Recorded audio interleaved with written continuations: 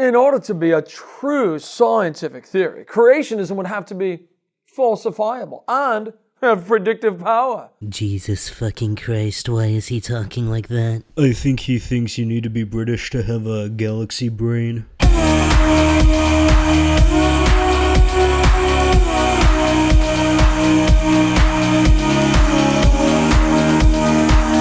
Because it has neither, it must be thrown out of the scientific community. Yo, is this person fucking retarded? Yes.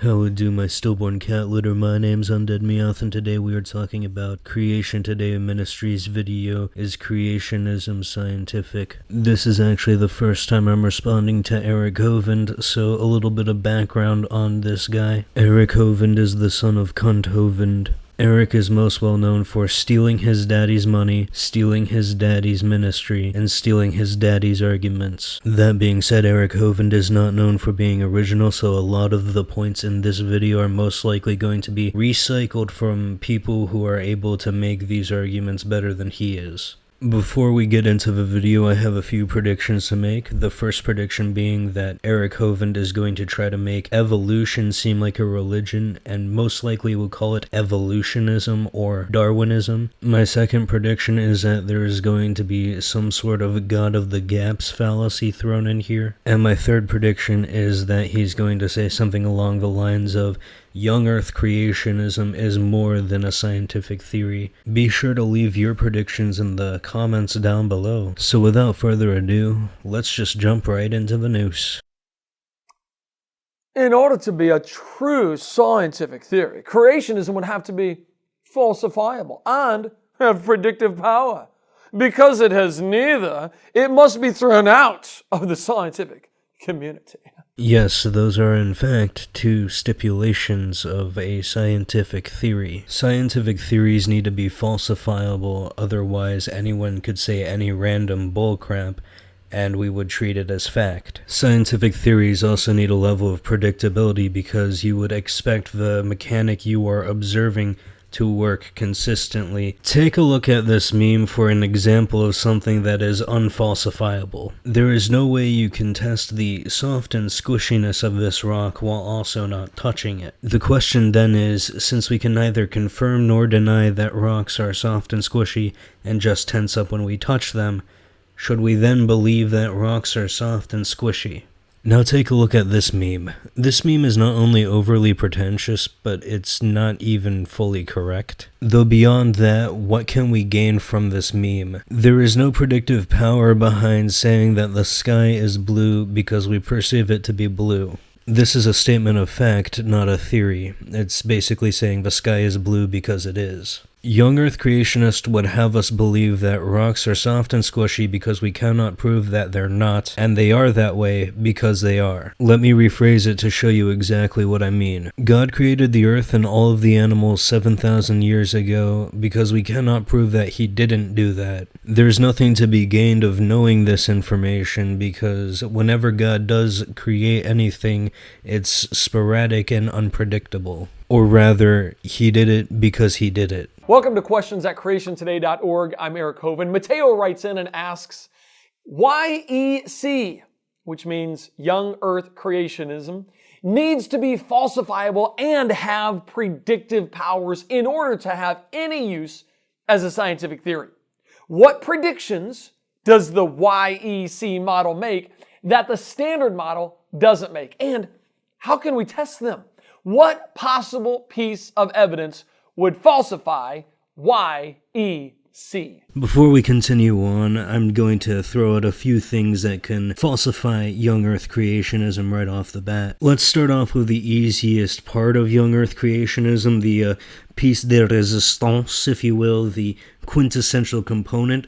the young Earth. In order to disprove young Earth creationism, all we would need to do is find something that is older than 6,000 to 10,000 years. The second part we would have to be able to falsify is the creationism part, right? Kent Hovind and Eric Hovind have a similar definition of the word kind. Kind as in the different kinds of organisms that God had originally created. The definition of a word kind to Eric and Kent Hovind is animals that are able to breed with each other. If God had created these kinds and these kinds did not evolve, all we would have to show is one kind transitioning into a different kind, that being one organism that used to be able to breed with a different organism that can no longer do so.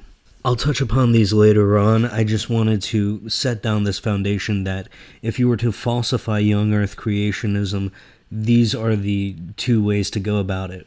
It is important to note that YEC, a young Earth creation, is not merely a scientific model. And my third prediction is that he's going to say something along the lines of young Earth creationism is more than a scientific theory, but rather, much like the evolutionary dogma or evolutionism, Eric Hovind is going to try to make evolution seem like a religion, and most likely will call it evolutionism or Darwinism. is a historical model. It intends to tell us about the past. And just like evolutionism, it doesn't give us scientific principles which are intended to be applied to medicine and technology. The theory of evolution doesn't give us any scientific principles that are useful for things like medicine or technology. I guess we can forget about all of this, right? Sun is shining in the sky. There ain't a cloud in sight. It stopped raining. Everybody's in the play. And don't you know it's a beautiful new day? Hey. But you know what doesn't have any scientific principles attributed to it?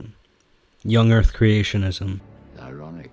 Creation and the events in Genesis are the events in the past which cannot be directly observed or tested today. Well, yes, creation itself cannot be tested. However, the claims in the Bible definitely can. Genesis 1, 6 through 7.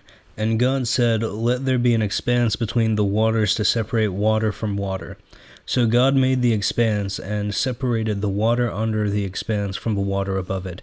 And it was so. This right here is talking about the firmament that separates the water in space from the water here on Earth. We have both been to space and can observe space, and we know that space isn't made up of water. How about this? On the second day, God created vegetation. But the sunlight that those plants need to grow and live didn't come until the third day. How's that for divine intelligence? God designs all of these plants, and then since none of them have ever seen sunlight, they just simply fucking die. Just as Big Bang cosmology and evolutionism are about events in the past which cannot be observed or tested today. I'm not entirely sure when we started talking about the Big Bang. We can currently observe the effects of the Big Bang. Because light moves slower than time, we can observe remnants of a Big Bang, but not only that, we can see celestial bodies moving at the exact distance, rate, and time that we would expect if everything came from a singularity. Furthermore, as we know that the universe is infinitely expanding, if you play the entire universe backwards like a VCR, you would see that it's infinitely condensing. There is unfortunately no more room left to doubt the Big Bang for you to insert your God anymore. Furthermore, evolution, or evolutionism as you like to say, is not describing events in the past. Evolution is a constant mechanic. We can observe evolution merely by looking at the plants and animals that we farm and cultivate. We can study genomes to find the last common ancestor of two different species. The issue with you and your father, Eric Hovind, is that you both are too stupid to realize that there are ways of studying evolution other than looking at the fossil record. The fossil record might give us a good idea of what certain organisms looked like and the exact way that something may have transitioned, But in reality, it's not the best way to study evolution. But Eric, you are intellectually dishonest and so desperate for people to think that the only reason why anyone believes in evolution is because of a bunch of old bones. You want this to be the case because you know you can't argue against the insurmountable evidence against your worldview. You will never talk about the times that evolution predicts a certain organism or species to exist only for scientists to discover it years later, because you're afraid of the truth. Afraid that eventually, when all of the holes in the Swiss cheese of knowledge are plugged up, that your God will have nowhere left to hide. This is why you want people to stop thinking and just accept your God. And this is where I'm going to end part 1 of this series. If you haven't already, be sure to subscribe to see subsequent episodes, or you can check out my catalog of other responses I've done. How many of your predictions so far have come true? Let me know down in the comments below. If you want to support me making content like this, I have a merch store. It's got a lot of inside jokes from my videos. With all that out of the way, my name is Undead Meowth. That's all I got.